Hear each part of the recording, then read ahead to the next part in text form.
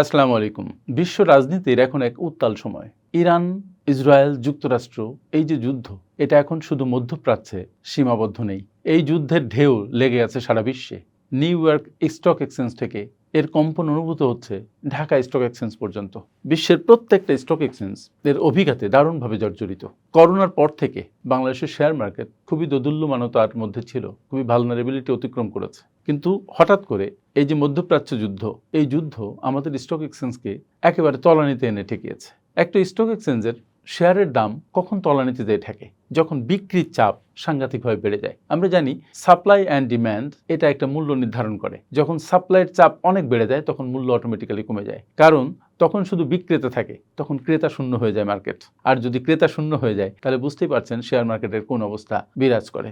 যুক্তরাষ্ট্র যে যুদ্ধকে মাত্র 1 সপ্তাহ 2 সপ্তাহের মধ্যে শেষ করতে চেয়েছিল, তারাই এখন বলছে এই যুদ্ধ 4 সপ্তাহ বেশি চলবে। অনেক বিশ্লেষক বলছে এই যুদ্ধ চলবে মাসের পর মাস, বছরের পরে বছর। ইরানকে তারা যতটা নরম ভেবেছিল, যতটা ভালনারেবল ভেবেছিল লিবিয়ার মতো, অথবা ভেবেছিল ইরাকের মতো, যে মূল ব্যক্তি নিহত হলেই সব চেইন ভেঙে পড়বে, ইরানের ক্ষেত্রে তার ব্যতিক্রম ঘটেছে। এবং যুক্তরাষ্ট্রের যে বিশ্বাস, সে বিশ্বাস মূলত ধোপে টেকেনি। কারণ ইরানের শাসনতান্ত্রিক যে কাঠামো, সেই কাঠামোর সাথে বিশ্বের অন্য কোনো দেশের কাঠামোর কোনো মিল নেই। তারা তাদের সর্বস্তরে নেতৃত্বকে ডিসেন্ট্রালাইজ করে ফেলেছে।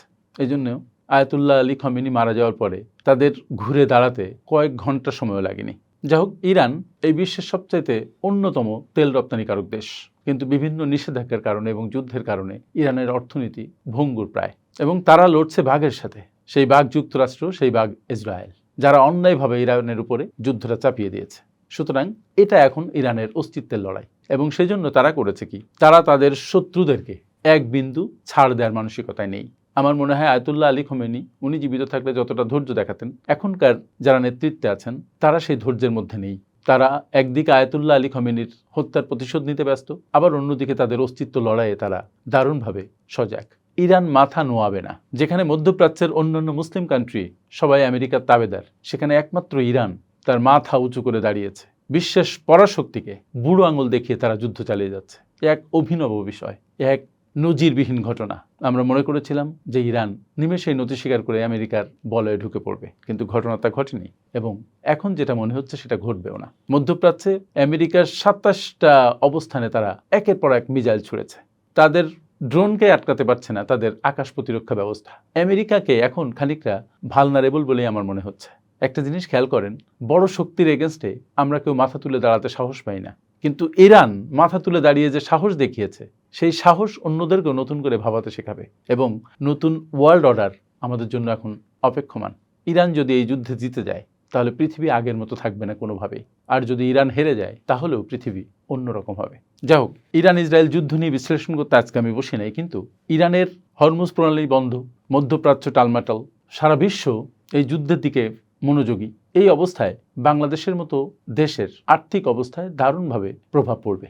আমরা মধ্যপ্রাচ্যের উপরে তেলের ক্ষেত্রে পুরোপুরি নির্ভরশীল বলা যায়, এলএনজি, ক্রুড অয়েল। তো হরমুজ প্রণালী, যে প্রণালী দিয়ে বিশ্বের প্রায় 20%-এরও বেশি তেল পরিবহন হয়, সেটা ইরান বন্ধ করে দিয়েছে। শুধু চীনের জন্য সেটা খোলা রয়েছে। এবং তেলের দাম $60 থেকে $80 বা $100 অতিক্রম করেছে পার ব্যারেল। সুতরাং এই যুদ্ধ যদি দীর্ঘস্থায়ী হয় তাহলে আমাদের কপালে ভোগান্তি আছে। যাই হোক, আমি মূলত বাংলাদেশের শেয়ার মার্কেটে আপনি এখন শেয়ার কিনবেন নাকি বেচবেন, আপনি কি ডিসিশন নেবেন, সেটা নিয়ে আলোচনা করার জন্যই বসেছি। তার মধ্যেও অনেক কথা চলে এলো।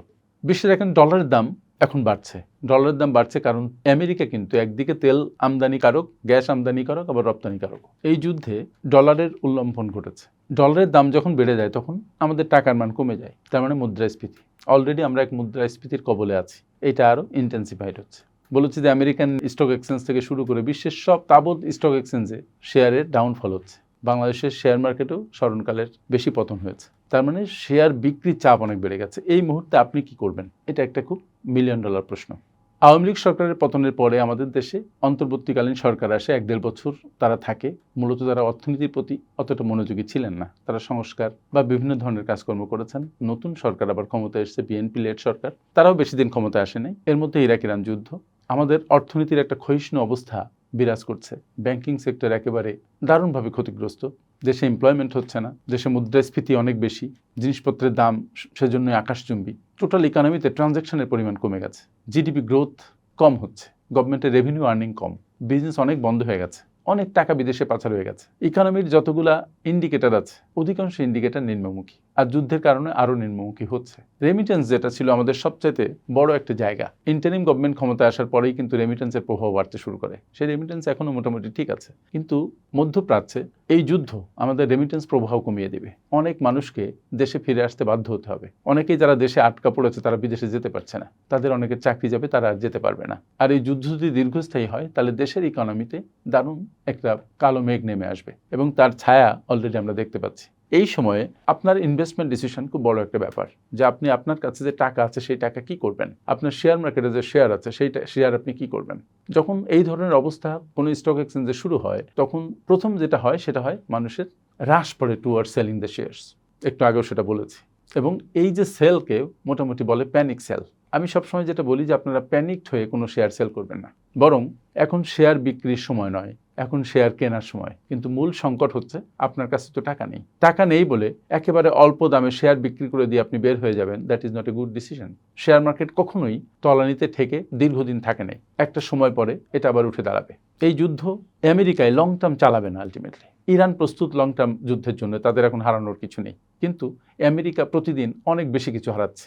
তারা $20,000 একটা ড্রোন ধ্বংস করার জন্য লক্ষ লক্ষ ডলারের ইন্টারসেপ্টর খরচ করছে। সুতরাং আমেরিকার জন্য ইট ইজ ভেরি এক্সপেন্সিভ। তাই যে কোনোভাবে হোক আমেরিকা একটা সময় যেয়ে এই যুদ্ধকে থামিয়ে ফেললে দেখবেন তার পরের দিন থেকে আবার শেয়ার বাজার বাড়তে শুরু করেছে। সুতরাং এই সময়টা ঝিম মেরে থাকাটা খুব দরকার। আপনি অনেক টাকা লস করে আপনার শেয়ার সেল করবেন না, রেদার আপনার হাতে যদি ক্যাশ টাকা থাকে সেই টাকা দিয়ে আরও শেয়ার কিনবেন। কোন কোন শেয়ার কিনবেন? যেসব কোম্পানির শেয়ার ভালো, যেসব কোম্পানি লং টার্ম ধরে ডিভিডেন্ড দেয়, যেসব কোম্পানির অ্যাসেট ভালো, লায়াবিলিটি কম, যেসব কোম্পানি ভালো ম্যানেজমেন্ট দ্বারা পরিচালিত, যেসব কোম্পানির over the years profitability growth আছে, অ্যাসেটের গ্রোথ আছে, সেই ধরনের কোম্পানি, যাদের পিই রেশিও অনেক কম, যাদের নেট অ্যাসেট ভ্যালু বেশি, এই ধরনের কিছু কোম্পানি দেখে যদি হাতে টাকা থাকে অল্প অল্প করে এখনো শেয়ার কিনতে পারেন। তাহলে বলছে কি, যে শেয়ারগুলো আছে সেগুলো থাক, যদি অনেক লস হয় বিক্রি করেন না। আর কারো যদি খুব বেশি টাকার প্রয়োজন হয়, লস কম হয়, তাহলে কিছু টাকা বের করতে পারেন, কারণ আপনার চলাও তো লাগবে। কিন্তু দেখেন এই সময় এসে কিন্তু একটা জিনিস সবার মাথায় আসে, সেটা হচ্ছে আপনার দরকার এমার্জেন্সি ফান্ড। যেসব মানুষের 6 মাসের এমার্জেন্সি ফান্ড আছে তারা কিন্তু এই সময় বিপদে পড়বে না, তাদের শেয়ার মার্কেট থেকে টাকা বের করে খরচ করতে হবে না। এই জন্যই বারবার আমি বলি যে আগে নিজের এমার্জেন্সি ফান্ড গঠন করবেন। এমার্জেন্সি ফান্ড এই ধরনের ক্রান্তিকালের জন্য খুব দরকার। একটা কথা মনে রাখবেন, যেটা একটু আগেও বললাম, যে প্যানিক সেলিং এমন একটা জিনিস যেটা আমাদের পুঁজিকে পুরো ধ্বংস করে ফেলে। তাই আপনারা প্যানিকড হয়ে সেল করবেন না, গুজবে কান্না দিয়ে, ভয়ে পর্যদস্ত না হয়ে মাথা ঠান্ডা রাখুন। শেয়ার মার্কেট মাথা ঠান্ডা রেখে কাজ করার জায়গা। এখানে সেই টাকায় আপনার বিনিয়োগ করা উচিত যে টাকা হঠাৎ করে আপনার লাগবে না। আপনি এখানে ইনভেস্টর হিসেবে কাজ করবেন, আপনি এখানে ট্রেডার হওয়ার দরকার নেই। ট্রেডার কিছু কিছু মানুষ আছে যারা ভালো বুঝে, তারা করবে। আপনি অল্প আয়ের মানুষ যদি হন, আপনি যদি একজন চাকরিজীবী হন, তাহলে আপনার ট্রেডার হওয়ার কোনো প্রয়োজন নেই, আপনি হন লং টার্ম ইনভেস্টর। সুতরাং শেয়ার মার্কেট এখন খারাপ হচ্ছে, যারা লং টার্ম ইনভেস্টর তাদের জন্য তো এটা সমস্যা না, বরং এটা একটা সুবিধা নতুন শেয়ার কেনার জন্য।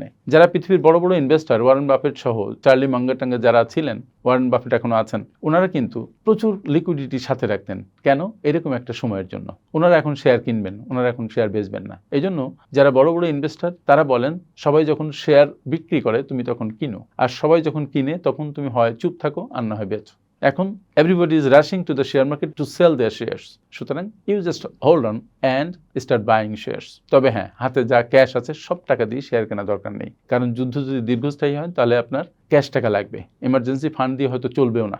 6 মাসের এমার্জেন্সি ফান্ড হাতে থাকলে যদি 6 মাসে যুদ্ধ শেষ না হয়, তাহলে এই অবস্থার পরিবর্তন হবে না, বরং অবস্থা দিনে দিনে আরো খারাপ হবে। এই জন্য এখন ক্যাশের প্রতি যত্নশীল হওয়া দরকার এবং ইনভেস্টমেন্টের প্রতি যুক্তিশীল আচরণ করা দরকার। এই সময় কোনো ইনভেস্টমেন্ট থেকে বেরিয়ে আসা মানেই অনেক টাকা লস করে বেরিয়ে আসা।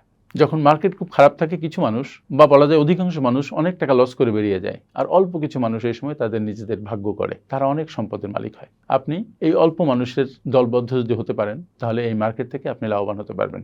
আর হ্যাঁ, আর্থিক ডিসিশন প্রতিটা ক্ষেত্রে ইমোশন তাড়িত না হয়ে যুক্তি তাড়িত হন।